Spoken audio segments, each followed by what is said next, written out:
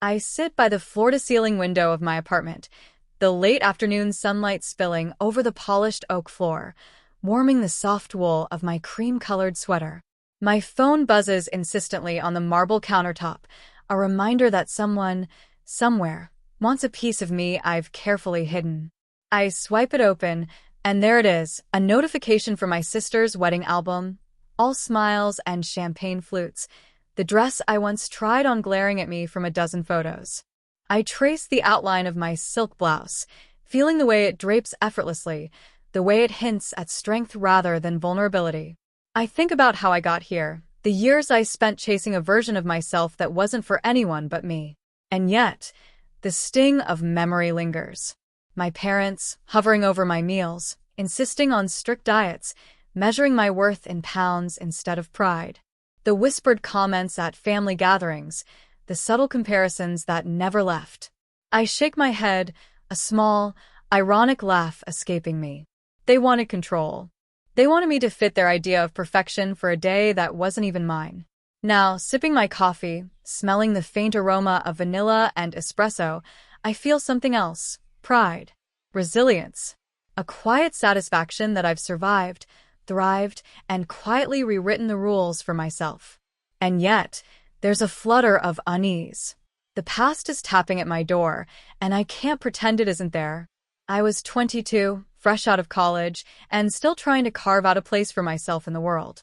But at home, I wasn't a person, I was a project. My parents' eyes, sharp and calculating, followed every bite I took, every curve they deemed excessive. It started innocently enough. "You should lose a few pounds before Emily's wedding," my mother said one evening, a smile that didn't reach her eyes. My father nodded from across the room, placing his hand over mine, as if it were a warning. "It's just for the photos, honey. Everyone will be watching," he added. Watching. That word hit me harder than any insult could. I tried to reason with them, tried to explain that I was comfortable, that I didn't need to shrink myself to fit their picture-perfect day. My words bounced off their expectations like stones against concrete. "Too far already," they said when I finally did begin to change, as if my effort, my discipline, my sweat and self-denial were somehow an offense rather than achievement. I remember sitting on my bedroom floor, hands trembling over my journal, tears slipping onto the pages. The scale became both enemy and confidant, each number a reminder that my body was never my own. My grandmother's voice came to me then, gentle but firm. "You are more than what anyone measures you by. Strength isn't always visible. Remember that." She pressed a small silver locket into my hand, telling me it was for courage. That night, I made a choice. Not just to survive the wedding, not just to obey their impossible standards, but to take control of my life in a way they could never dictate. I would do what they asked, but only as a stepping stone, a temporary compromise. I would prove to myself, in my own way, that I could endure, adapt, and one day, reclaim every ounce of power they had tried to control. It wasn't rebellion in the dramatic sense. It was quiet, calculated, like planting seeds for a garden that no one else would tend. And as I lay down that night, locket against my chest, I felt a flicker of something I hadn't known before: determination. After the wedding, I felt like a ghost in my own family's house. They saw the weight loss, the slimmer silhouette, the perfect version they demanded, but they didn't see me. They never did. And in that invisible space, I found freedom. I moved across the city into a modest apartment that overlooked the skyline, a place that smelled faintly of fresh paint and possibility. I kept the silver locket from my grandmother tucked under my pillow, a talisman for courage. I took on a small job at a marketing agency, learning the ropes while balancing late-night online courses. I met people who believed in me, mentors who looked past appearances and saw skill, determination, and vision. One of them, a woman named Caroline, noticed my knack for strategy and encouraged me to pitch ideas I never thought I had the authority to share. "They'll see the real you," she said, "but only if you let them." The journey wasn't glamorous. There were nights I cried over spreadsheets, wondering if I'd made a mistake leaving the family path, if I'd be judged for being ambitious, for refusing to shrink to someone else's expectations. My hands shook during first meetings, and every compliment made me flinch. But I persisted. I celebrated small wins privately, landing my first freelance client, earning enough to move into a slightly nicer apartment, seeing my bank balance climb for the first time in years. Each step felt like a quiet rebellion, a reclaiming of autonomy. I kept it all secret. Family assumed I was still struggling, still fragile, still bending to their will. I posted modest updates on social media. A cup of coffee here, a skyline photo there, but never enough for them to guess I was building a life entirely on my own terms. Sometimes, I would sit at my desk late at night, fingers tracing the locket, thinking about my parents' disbelief the last time they measured me, the judgment in my sister's eyes, the coldness of their approval. And I realized that all of it had been a gift in disguise. They thought they were controlling me, but they had underestimated what I was capable of when left to my own devices. I became more than the body they criticized. I became a force they could not anticipate. Every strategy one wrote, every successful pitch I delivered, every promotion I earned without a single word of acknowledgement from them felt like proof that I was no longer defined by their standards, no longer shrinking for someone else's comfort. By the time I turned 27, I had an apartment I adored, a career that thrived, and a quiet, unshakable confidence. I knew the day would come when I would confront them, not with anger, but with truth. And when that day arrived, I would be ready to show them everything they refused to see, everything I had built while they were still measuring my worth in pounds. The invitation arrived a week earlier, a family brunch at my parents' house, casual, just to catch up. My heart tightened the moment I saw it, because I knew exactly what they expected. They wanted the frail, quiet version of me they had molded for Emily's wedding. They didn't know the woman who had grown quietly, fiercely, and independently. I arrived on a crisp Saturday morning, the autumn air brushing against my coat, my heels clicking against the driveway. The house smelled the same, vanilla and cinnamon from candles my mother always lit, mixed with the faint scent of polished wood. Everything looked familiar, yet I felt a strange sense of ownership I hadn't felt before. This time, I was not the guest. I was a storm in their carefully curated calm. They greeted me with hugs that were slightly too tight, smiles that didn't reach their eyes. My mother's gaze flickered over me, assessing, measuring. "You look different," she said, as if she could sense without words that the weight she had demanded I shed was only a fragment of what I had gained. I stepped inside, the echoes of my heels fading into the room, taking in the familiar spaces with new eyes. The living room had expensive art now, abstract paintings I would have once been told were too bold. On the mantel sat fresh flowers and a few of my childhood photos, reminders that the girl they thought they shaped still existed, but she was only a memory. I waited, letting the silence stretch, letting them take in the new version of me. I could see it in their faces, disbelief, a flicker of shame, hesitation, awe. And then I spoke, calm, measured, and unshakable.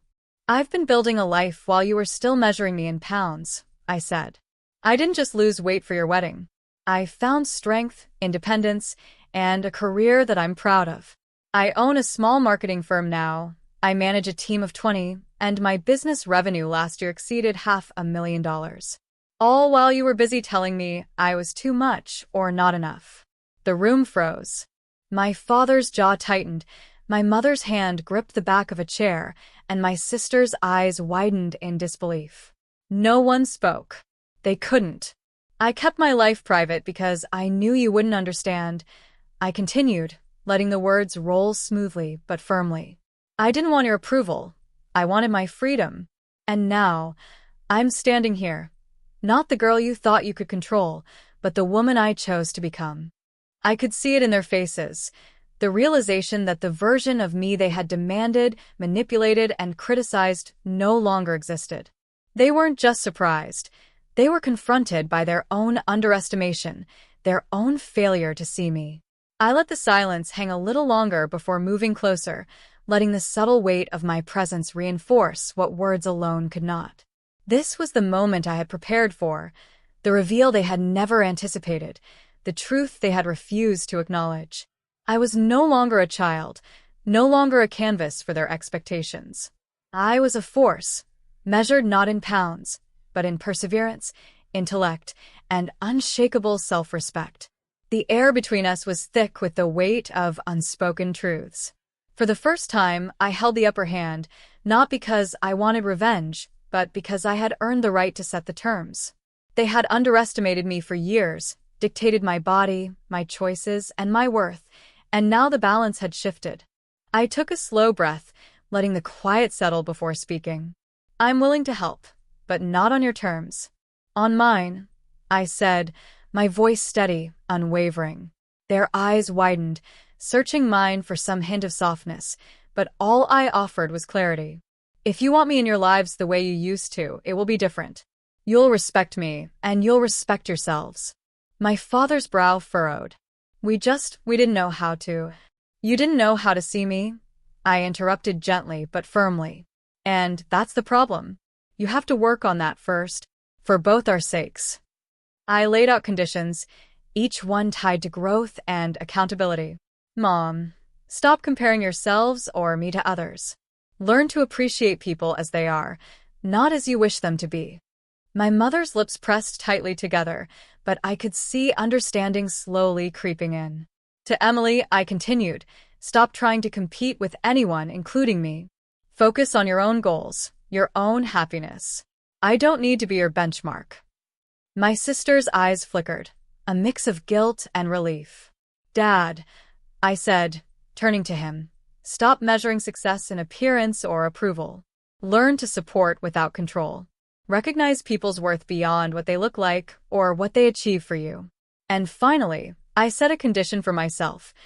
No longer would I shrink to accommodate their expectations. I would be present, but on my terms, compassionate, yes, but unyielding in my self-respect. The room was silent, but the weight had shifted. This wasn't punishment. It was a roadmap to healing. Every demand I made was an invitation for them to reflect, to grow, to finally step out of old patterns that had trapped all of us for years. I could see the hesitation in their eyes, the flicker of recognition that perhaps this was the path they had been avoiding all along. I watched as they processed, slowly realizing that the woman standing before them was not just my body or my accomplishments. She was my voice, my presence, my boundaries. And in that moment, they understood something they never had before. Control had never been theirs. I had always had it, quietly, patiently, until I chose to wield it. And so, the power wasn't about money or status or revenge. It was about respect, self-worth, and a willingness to change. For the first time, I felt a strange mixture of pride and compassion. I wasn't just reclaiming myself. I was offering them the chance to reclaim themselves too if they were willing. Weeks passed after the brunch, and the change was subtle but real.